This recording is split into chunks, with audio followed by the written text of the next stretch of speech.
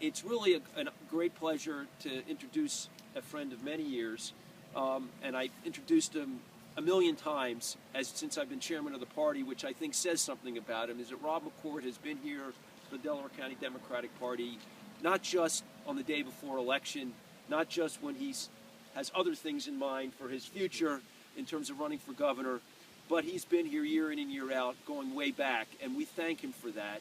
And so it's really appropriate at this day before the election that he's here to help us knock on doors and get out the vote. Let's welcome our State Treasurer, Rob McCord. Thank you so much. I really appreciate it. And admittedly, I am running all over the place, a little over scheduled, but it's most fun for me when I get to hear that there's something in beloved Delaware County for me.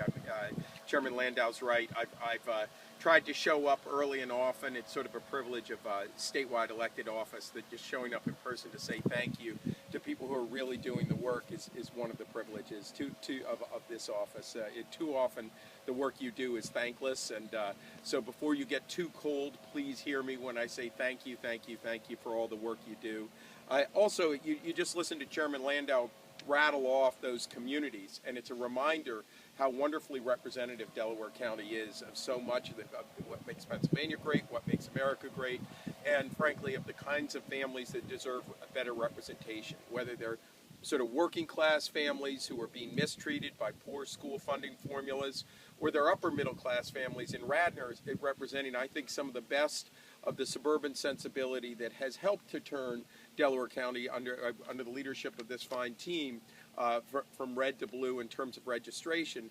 People have sat back and said, look, we understand there's such a thing as government waste, but good business leaders need good government in order to generate jobs and generate wealth. They need good environmental protection. They need good public education. They need good public sector investments.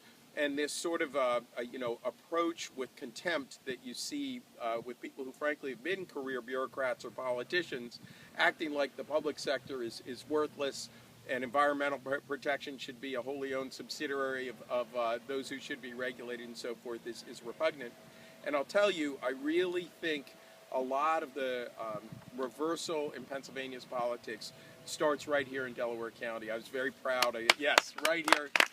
I'm very proud of this team. I'm proud. I mean, to have economists running for office, to have longtime community leaders running for office, to have the annoyingly handsome Bill Clinton running for office, to have such great judicial candidates. Right. I know. What about us? Right.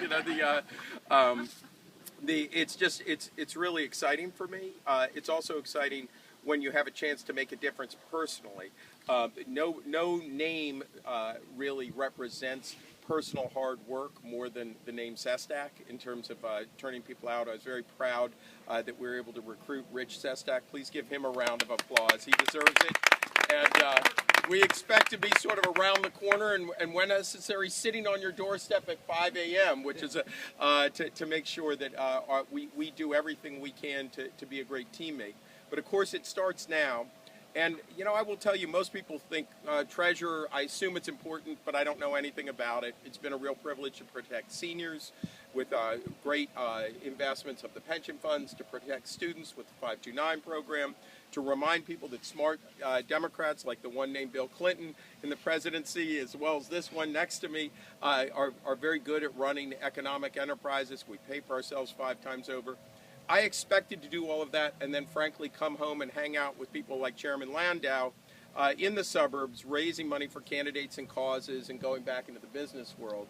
What surprised me wasn't just the tragic decapitation of Democrats in a misguided election in 2010 when we weren't able to turn out a lot of our votes, but also how often we have had to fight Tom Corbett. It's been an honor to be called the Corbett Slayer, etc. But these are basic common sense things that feel absurd. Sort of a crony capitalist move to try to privatize the lottery in a way that would only guarantee that a British business makes money and that seniors would be hurt.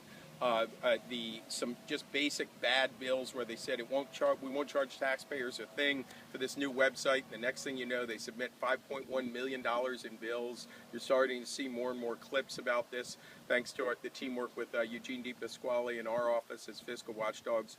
Just bad bills, bad government. sweetheart deals, some of which are illegal, the illegal withdrawal of funding for adult basic health care insurance for working families who are working hard and playing by the rules. Again and again and again, we've been fighting Tom Corbett. But to really get this right, we all know we have to defeat and evict a lot of Republicans. And this clearly starts tomorrow, and it starts with this team. So I'll end where I began by saying thank you to all of you for your work, and let's go get them. Thank you.